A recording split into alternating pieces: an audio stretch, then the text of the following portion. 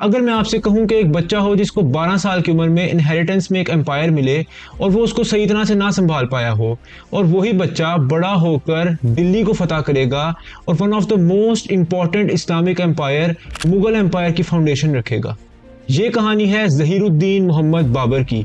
बाबर की ज़िंदगी में बहुत मसाइल थे, उसने बहुत मुश्किलात का सामना किया, उसने एग्जाइल फेस किया, उसको बहुत धोखे मिले, बहुत दुख थे, बहुत दर्द थे उसकी ज़िंदगी में। लेकिन एक चीज़ जो उसकी सबसे डिफरेंट थी वो थी उसकी स्ट्रॉन्ग विल पावर। 1483 में आंदीजान, जो कि फरगाना वैली सेंट्रल एशिया का एक शहर था जो कि आजकल भी उज़्बेकिस्तान में पाया जाता है, वहाँ पर बाबर पैदा हुआ। बाबर एंसेस्टर्स वाइज काफ़ी ज़्यादा स्ट्रॉन्ग था। मतलब ये कि जो उसके फादर थे उनका जो एंसेस्टर था वो टैमरलेन, जिसे तैमूर द कॉन्करर भी कहा जाता है, और जो उसकी मदर थी उनका एंसेस्टर चंगेज़ खान था। अब इस सब के बाद आपके जहन में ये सवाल तो ज़रूर आया होगा कि इतने स्ट्रॉन्ग एंसेस्टर्स होने के बावजूद भी बाबर की ज़िंदगी में इतने मसाइल थे क्यों? देखिए, उस टाइम पर सेंट्रल एशिया में काफ़ी ज़्यादा मसाइल थे। एक तो जो उज़्बेक लीडर्स थे उनकी आपस में लड़ाई होती थी, तैमूरिद प्रिंस, उसके अलावा ट्राइबल वॉर्स भी काफ़ी ज़्यादा होती रहती थी उस टाइम पे। बाबर ने खुद अपनी ऑटोबायोग्राफी बाबरनामा में लिखा है कि उसका किंगडम शुरू से ही दुश्मनों में घिरा हुआ था। तो साल था 1494, अचानक बाबर के वालिद की डेथ हो गई और अब ये 12 साल का बच्चा फरगाना का रूलर था। अब बज़ाहिर कहने को तो ये बच्चा रूलर था, लेकिन किसी को भी इसकी अथॉरिटी पर यकीन नहीं था। उसके अपने दरबार के जो नोबल्स थे उन तक को नहीं, उसके अपने रिलेटिव्स उसके खिलाफ जो है वो साजिशें करते थे। इसके अलावा जो आसपास के किंगडम्स थे वो बस मौका ढूंढ रहे थे कि किसी तरह कोई ना कोई गलती बाबर करे और हम फौरन फरगाना पर हमला करें। बाबर यंग था, इनएक्सपीरियंस भी था और अब अकेला भी पड़ चुका था, लेकिन उसका एम्बिशन बहुत स्ट्रांग था। उसका उस वक्त एक ही सपना था, सिर्फ समरकंद। देखिए, मैंने आपको बताया था कि बाबर का जो एंसेस्टर था वो था तैमूर, और जो तैमूर का एम्पायर था उसके सर का ताज समरकंद को समझा जाता था। आप ऐसा भी कह सकते हैं कि जो पूरा सेंट्रल एशिया था उसकी जो पावर थी उसका हार्ट समरकंद था।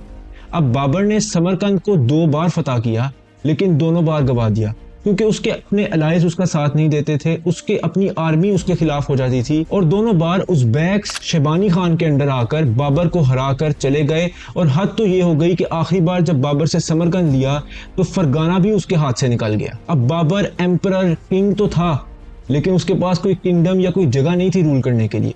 बाबर ने अपने बाबरनामा में ऑटोबायोग्राफी में खुद ही लिखा है कि ये टाइम उसकी ज़िंदगी का सबसे ज़्यादा टेस्टिंग टाइम था।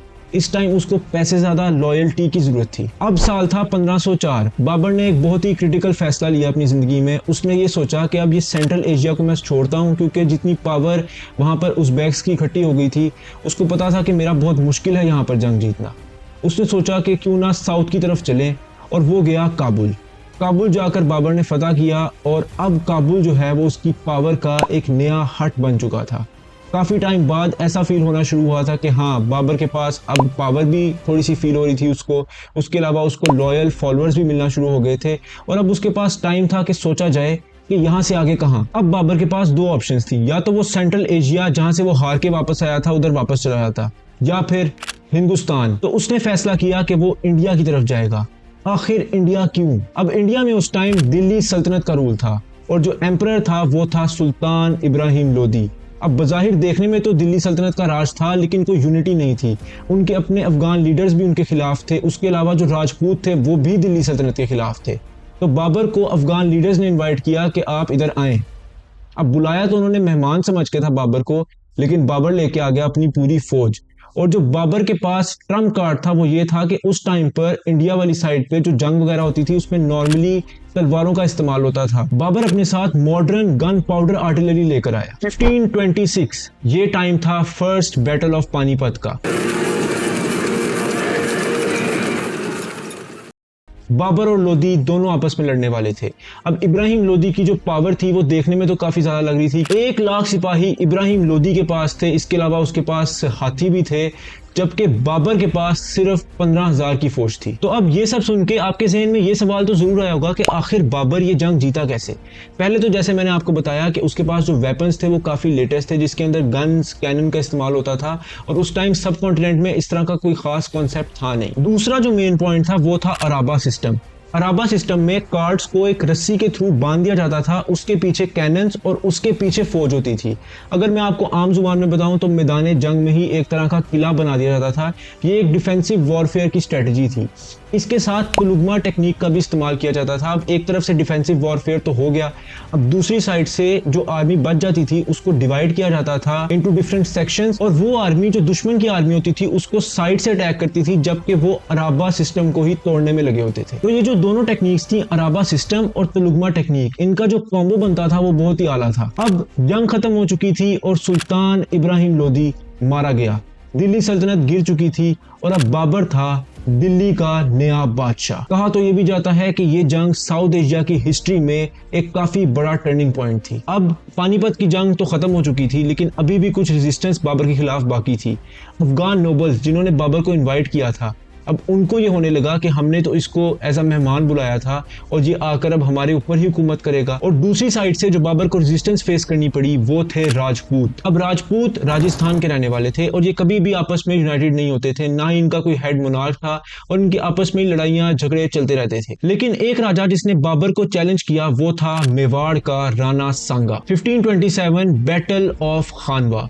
राणा सांगा और बाबर की फौजें आपस में लड़ी और बाबर ने उसी तरह उसी टाइप के वॉरफेयर को इस्तेमाल करके ये जंग भी जीत ली। और इस जंग को जीतने के बाद ही बाबर और मुगल एम्पायर का कंट्रोल नॉर्दर्न इंडिया में भी नजर आना शुरू हो गया। अब पहली बार ऐसा लगना शुरू हो गया था कि मुगल एम्पायर सेफ है और एस्टेब्लिश होना शुरू हो गया है इंडिया में। बाबर सिर्फ एक वॉरियर नहीं था, वो एक शायर भी था। उसको लिखने का भी बहुत शौक था, उसको गार्डन, उसको कल्चर से बहुत लगाव था। इनफैक्ट आपने ये भी सुना होगा कि काफी राजा महाराजा अपनी ऑटोबायोग्राफी लिखवाना पसंद करते हैं, जिस तरह अकबर ने अकबरनामा अबुल फजल से लिखवाया।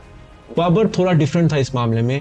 बाबर ने बाबरनामा खुद लिखा और सरप्राइजिंगली उसके अंदर वो सेल्फ क्रिटिकल भी था और उसने काफी जगह पे रिग्रेट का भी मुजाहरा किया। अब साल था 1530। मुगल एम्पायर आहिस्ता आहिस्ता स्टेबिलिटी की तरफ जाना शुरू हो गया था, लेकिन अचानक बाबर की तबीयत काफी ज्यादा खराब हो गई।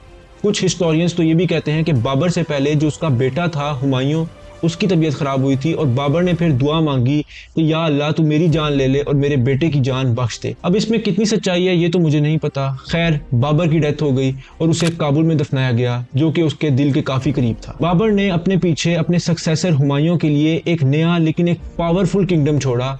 और ये एंड नहीं है मुगल एम्पायर की हिस्ट्री का, ये तो स्टार्ट है one of the greatest Muslim empire, Mughal empire का। अगर आपको ये वीडियो अच्छी लगी हो तो लाइक, शेयर और कमेंट करना मत भूलना और इस तरह की और वीडियोस देखने के लिए एम्पायर नामा को सब्सक्राइब करें।